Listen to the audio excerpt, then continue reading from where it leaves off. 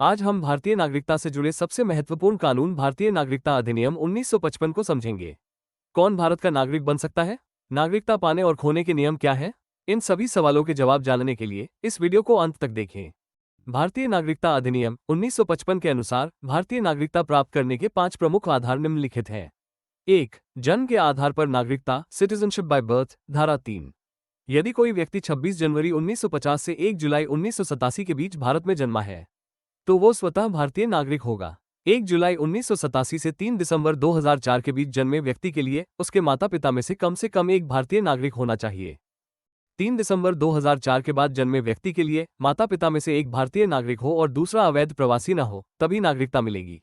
2. वंशानुगत नागरिकता, citizenship by decent, धारा 4। यदि कोई व्यक्ति भारत के बाहर जन्मा है लेकिन उसके माता पिता में से कम एक भारतीय नागरिक है, तो वह भारतीय नागरिक होगा। यदि जन्म 3 दिसंबर 2004 के बाद हुआ है, तो माता पिता को बच्चे के जन्म को भारतीय वाणिज्य दूतावास में पंजीकृत कराना अनिवार्य होगा। 3. पंजीकरण द्वारा नागरिकता, सिटीजनशिप बाय रजिस्ट्रेशन, धारा 5। निम्नलिखित व्यक्तियों को पंजीकरण द्वारा भारतीय नागरिकता दी जा सकती है। 1. जो भारत में रह रहा है और भारतीय मूल का है। 2. जिसने किसी भारतीय नागरिक से विवाह किया हो और 7 वर्ष से भारत में रह रहा हो। 3. जो भारत में 7 वर्ष तक निवास कर चुका है और सरकार को आवेदन देता है।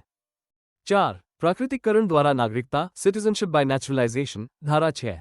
कोई विदेशी व्यक्ति जो 12 वर्षों तक भारत में वैध रूप से निवास कर चुका है, उसे प्राकृतिकरण द्वारा नागरिकता दी जा सकती है।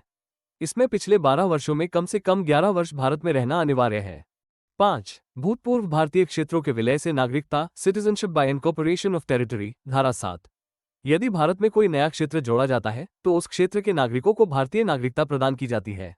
उदाहरण, 1961 में गोवा, दमन और दीव का भारत में विलय होने पर वहां के निवासियों को नागरिकता दी गई थी।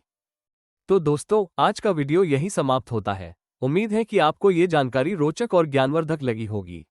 अगर आपको यह वीडियो पसंद आया हो तो इसे लाइक करें, अपने दोस्तों के साथ शेयर करें और हमारे चैनल एजुकेशनल स्फीयर को सब्सक्राइब करना न भूलें।